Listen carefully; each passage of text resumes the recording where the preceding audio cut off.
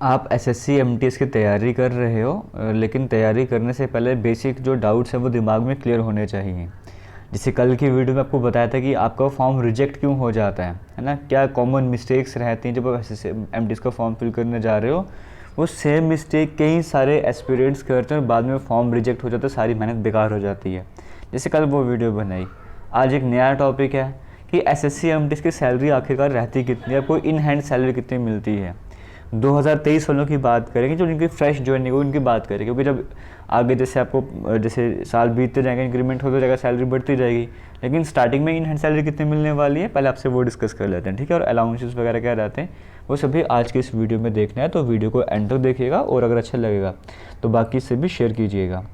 सबसे पहले अगर हम देखो बात करेंगे, ये तो एक तो डिपेंड भी करता है कि कौन सी सिटी में पोस्टिंग है, इसलिए एग्जैक्ट तो नहीं है, लेकिन अप्रॉक्सीमेट आपको आइडिया लग जाएगा कि अप्रॉक्स कितनी सैलरी आपकी रहती है जहाँ पर भी आपकी पोस्टिंग वगैरह होने वाली है।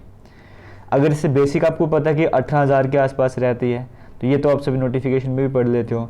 फिर इसमें जब डीए वगैरह ऐड होता है अब तो बढ़ गया वो जनवरी 2023 के हिसाब से, अब डीए वगैरह निकल गया तो 7,508 रुपये के आसपास में डीए बन जाता है। तो ये सब कुछ सैलरी में ऐड होते जाता है। जैसे एचआरए की बात करेंगे, वो भी लगभग 3700-3800 के आसपास एचआरए भी आपको बन जाता है यहाँ पर। ये सब कुछ आपको ऐड करते जाना, इस तरह से और भी कुछ यहाँ पर ऐड कर, जैसे टीपीटी वगैरह के वो सब कुछ ऐड करा जाएगा। इन सभी को ऐड करने के बाद आपको बता दो सैलरी बनती कितनी है। देखो जो मैं आपको सैलरी बताऊँगा ना, जो गवर्नमेंट आपको एनपीएस प्रोवाइड करते हैं, कुछ परसेंट का जो गवर्नमेंट की तरफ से एनपीएस आता है वो भी मैं ऐड करके बता रहा हूँ कि टोटल सैलरी बनती कितनी है। ये वो टोटल सैलरी जो आपको मिलने वाली है, जो टोटल सैलरी आपको बनती है वो कितनी बनती है। वो देखो अगर मैं ऐसे सिंपल लेके चलूँ तो अगर गवर्नमेंट के एनपीएस को ऐड ना करो, आपकी सैलरी जो है वो 31,000 से थोड़ी ज़्यादा बनती है, तो अप्रॉक्सीमेट 31,000 मान के चल लो।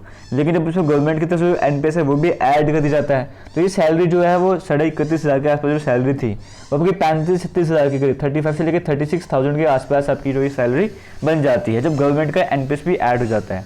तो आप एक तरीके से कह सकते हो जो आपकी टोटल सैलरी बनती है वो अप्रॉक्सीमेट 36,000 के आसपास बनती है। मैं पहले ही बता रहा हूँ, इसमें गवर्नमेंट का जो एनपीएस प्रोवाइड कर जाता है वो भी ऐड कर रहा हूँ।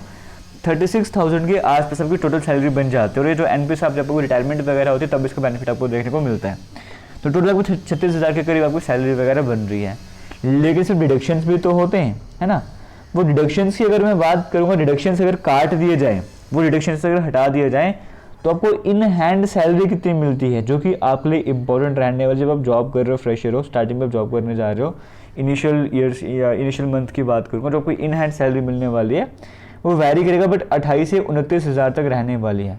अगर किसी की 2023 में ज्वाइनिंग हो रही है उसके हिसाब से बताया जा रहा है, तो 28 से लेकर 29,000 के आसपास आपकी अप्रॉक्सीमेट सैलरी रहने वाली है, इन हैंड सैलरी जो आपको मिलने वाली है। और बाकी जो मैंने आपको बताया जब आपकी रिटायरमेंट वगैरह होती है वहाँ पर आपको उसका बेनिफिट मिल जाते हैं।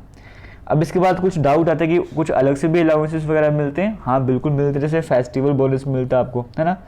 फेस्टिवल बोनस साल में एक बार मिल जाएगा, दिवाली वाले जैसे हो जाएगा, और 7,000 के आसपास आपको मिलता है वो वाला, तो वो एक आपको बोनस मिल गया। इस तरह से जैसे बच्चे हैं आपके, अगर चिल्ड्रन एजुकेशन पे अगर आपको खर्चा वगैरह चाहिए तो 2 बच्चों का वो 27,000 × 2 कर लो तो वो लगभग 54,000 के आसपास वो खर्चा मिलता है।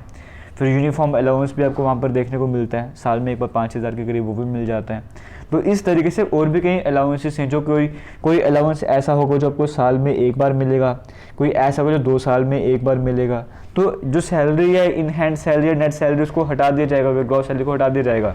अलग से जो अलाउंसेस मिलते हैं वो भी आपको यहाँ पर दिखा रहा हूँ, मैं बता रहा हूँ किस तरह के। जैसे किसी को जैसे कोई दूसरी सिटी में पोस्टिंग वगैरह, तो उसको अपने सिटी में जाना है या अपने गांव पे जाना है, तो ट्रेन की टिकट वगैरह भी प्रोवाइड कर जाती है इस एक बार साल में। इस तरह के अलाउंस भी वहाँ पर ऐड करे जाते हैं।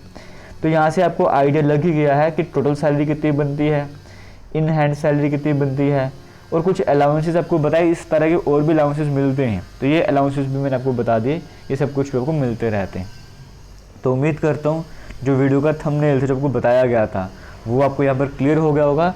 फिर भी किसी तरीके का डाउट होगा आप कमेंट सेक्शन में कमेंट करके पूछ सकते हो। और अगर आप एसएससी एमटीएस के एस्पिरेंट हो, एसएससी के एमटीएस हो, हमारा टेलीग्राम है डिफेंस एंड एसएससी एग्जाम के नाम से, जिस नाम से यूट्यूब चैनल है उसी नाम से टेलीग्राम है। लिंक आपको कमेंट सेक्शन में पिन करा हुआ मिल जाएगा, वहाँ पर जाके आप इसे ज्वाइन भी कर सकते हो। स्पेशली एसएससी एस्पिरेंट्स के लिए बनाया गया है, और तैयारी आपकी ऑलरेडी स्टार्ट कर दी गई थी, आगे भी क्लासेस कंटिन्यू होती जाएंगी। बट पहले जितने भी डाउट्स आपके क्लियर करे जाएंगे। अब आपको किसी तरीके का और डाउट है आप कमेंट सेक्शन में कमेंट करके पूछ सकते हो। थैंक यू एंड जय हिंद।